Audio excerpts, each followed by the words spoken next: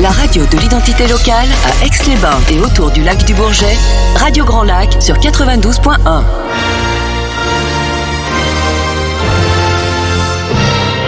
Your English Weekly. Your English Weekly. La chronique 100% en anglais de Radio Grand Lac avec Sinead. Bonjour à tous et à toutes. Pour ceux qui nous écoutent aujourd'hui en Radio Grand Lac 92.1, bienvenue à l'émission Your English Weekly, animée par moi-même, Sinead Dupont, professeure d'anglais. L'objectif de cette émission, stimuler la langue anglaise et l'expression anglaise. Chaque semaine, vous découvrez soit un nouvel article, une histoire inspirée d'un élève ou un étudiant, de Your English Workshop ou de l'université. Cette émission est aujourd'hui sponsorisée par Your English Workshop, qui est un centre de formation pour l'apprentissage d'anglais pour les adultes et les enfants, qui est certifié Calliope. Restez à l'écoute dans les 15 prochaines minutes pour notre expression de la semaine et notre conversation en anglais avec notre leçon aujourd'hui présentée par Monica Gheorghiu, un ami de l'Université de Savoie Mont-Blanc, très impliqué dans l'enseignement en ligne, l'ANSAD. C'est ça, hein? Oui, c'est ça. Alors, hi and welcome back to Your English Weekly. Today we have a new lesson. This week, our lesson is presented with one of my friends from the University Savoie Mont-Blanc, who is from Romania and is talking about women and their rights, and will give us some idea of women's equality in Romania. Thank you very much for coming today, Monica. Hi, Sinead. Hi, Monica. Monica, before we start and you introduce yourself, let me just check to see if you might know what our expression is this week. Have you heard the expression before, drive you crazy? I think that I have. Is it like when somebody or something annoys you? We'll find out at the end if you're right. Monica, thanks again for coming. Monica, could you introduce yourself to our audience, to our listeners today? Yes, sure. I am Monica Gheorghiu. I live in France since 2011.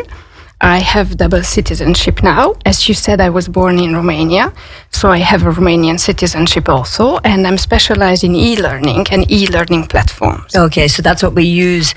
You are our specialist at the university. Yes. Exactly. So when we have a problem, we call you. Monica, our listeners are going to learn some new words today.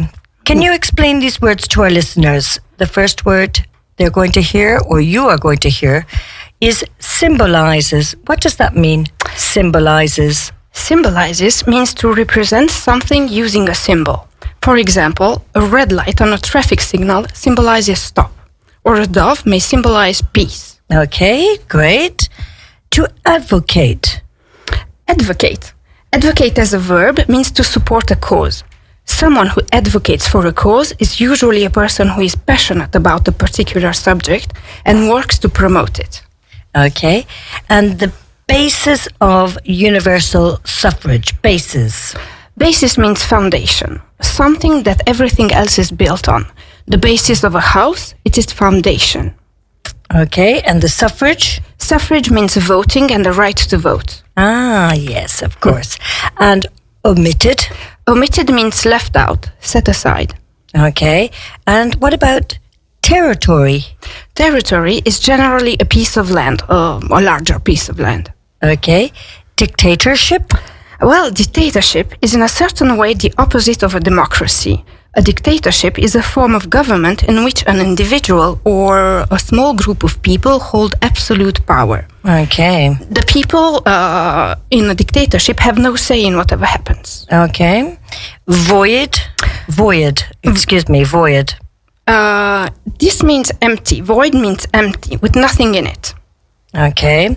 And then our last word for today will be frowned upon.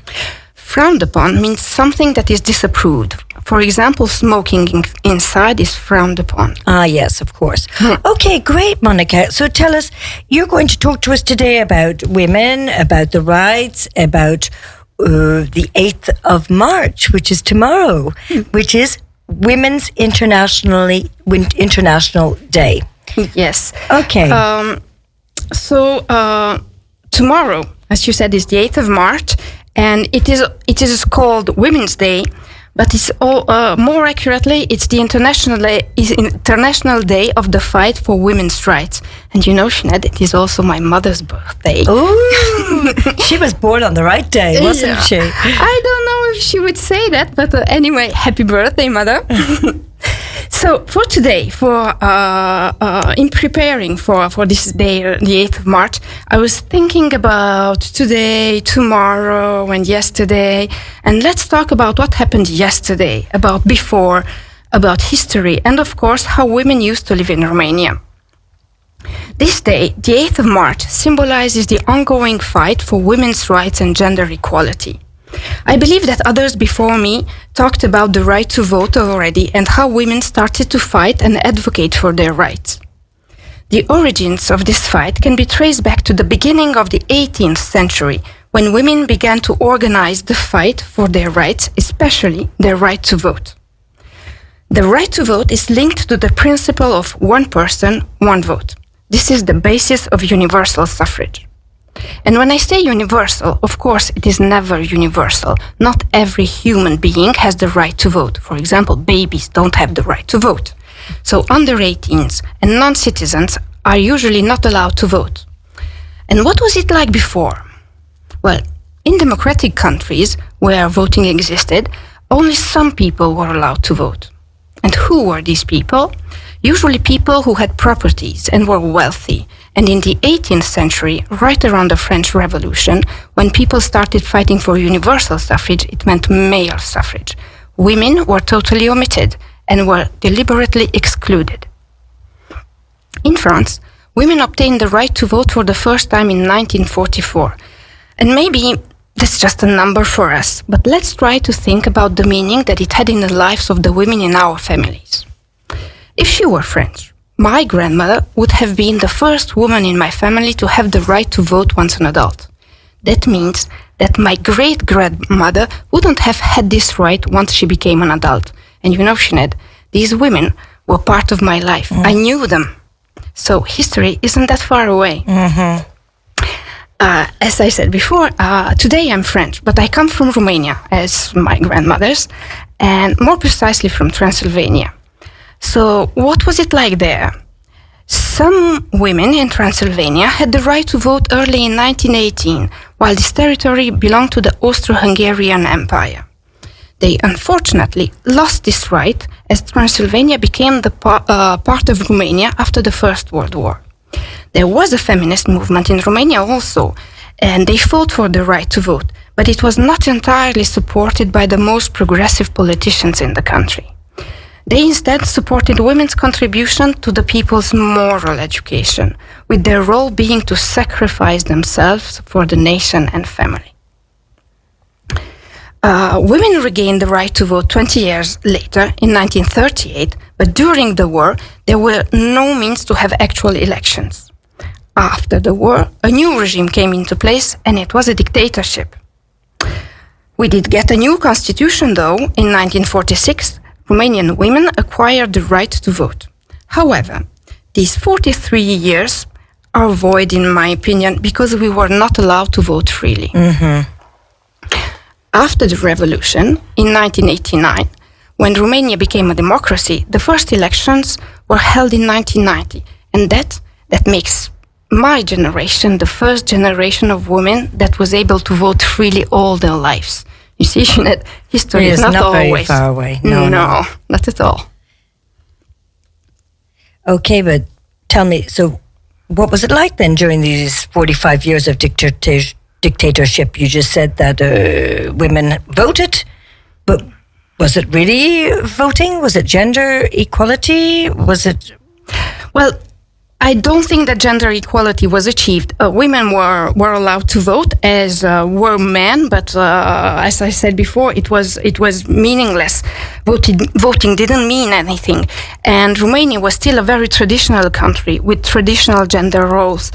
And I think that there were some big achievements for girls and women. For example, they had access to education. However, working was compulsory. being a housewife, for example, or a stay-at-home mom was frowned upon. It was still possible, but party members didn't want the lazy women around. Additionally, having a job was not an excuse to skip your responsibilities as a wife or a mother. So women had a double day, one at work and one at home. Oh yeah, a double day, one at work and one at home. We know a lot of these double days. Today there's a lot of men who have double days, huh? Yes, it happens. So just to explain, a double day or a second shift or a double duty is the workload of people who have a job that earns money, but who are also responsible for a substantial portion of unpaid domestic work. Mm-hmm. Okay, so we're not going to talk too much about what's it like today in Romania, because I'm sure things are much different. I'm sure that human rights are there, the people can vote. We don't have as many problems as we had before. But before, during this time of dictatorship, but yet the women had the right to vote. Was it really something that was, how can I say this correctly? Was it really something that was fulfilling? Did they feel that they could just vote any way they wanted, or was it a little bit controlled? Well, it was a dictatorship, so that's why I'm asking. So basically, there was one person on the ballot, and no matter what you voted, it was still the dictator who won. Yes. And today things have changed dramatically. Yes, we have free elections. You have free elections. Mm-hmm. Okay, and now, just coming back to Romania, because we've got a few minutes in front of us, you said that Romania was divided. Yeah. You yourself was divided. No. I was born in 1973, and it was already Romania, a full country. Okay. Romania was united for the first time after the First World War. I'm sorry, it was the second time, because the first time it was in the 1600s, something like that, and the second time, before it was for a very brief period of time, and after after the First World War, it became a country like we know it today. It was made of 3 territories, and one was Transylvania, where I was born. Okay. And that is part of Romania today? Yes. Okay, fantastic. So tell me, do women today work as much as men? I know they have to do their double jobs, but men too, they have their double jobs sometimes. Is women's rights and women today, are they a big part of the economy? Are they a big part of what's happening? I think so. One achievement that was acquired during the dictatorship is that women were present in the workforce. Everybody was used to having women work everywhere. Mm-hmm. Like here in France, we know that the FCE, the Femmes Chefs d'Entreprise, with Véronique Vermont, she herself said at the time, baking at home is not just something we do. We also have to go out there. After the war, there were a lot of men that passed away, unfortunately, and women had to take over those jobs there too. Mm-hmm. Yeah. And today, do you miss Romania? Well, there are things that I miss, and there are things that I don't. Romanian people in general are natural problem solvers, and they are very, very diligent, and I really love this part about them. Uh-huh. But I believe that it's still a very patriarchal society with gender roles that are clearly defined. And and that's not great. Okay. So let's go back to our expression. It drives me mad. What did you say earlier, Monica? It's when somebody annoys you, or something annoys you. Yeah, exactly. You're right. It's when something annoys you, it drives you crazy. It drives you mad. Well, dear listeners, that's all that we have for today. But if you wish to listen to this podcast again, don't hesitate to find us on YouTube. Also, you will see our Facebook page with the expression of the week. I wish you all a wonderful week. And of course, we'll be back next week with a new podcast with a new student or a new person from your English workshop. I wish you all a wonderful week and stay tuned today on Radio Grand Lac 92.1 because at 2:15 you've got Le Jeu de Mouvement with Jonathan. And at 5 o'clock, you've got Gressy Serex, 1 hour, 1 commune. And tonight, we've got a new show with Jérôme that I all recommend you come and listen. Now, on va tutti faire péter. Let's throw everything out the door. Oh my goodness, we'll have to listen to this with Jérôme. And he is the parent de Jean-Michel Matisse. So that'll be very interesting to hear. Well, thanks again, Monica, for joining me on the air.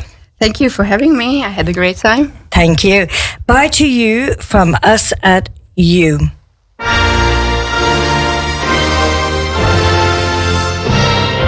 Your English Weekly. Your English Weekly. La chronique 100% en anglais de Radio Grand Lac avec Sinead. Radio Grand Lac.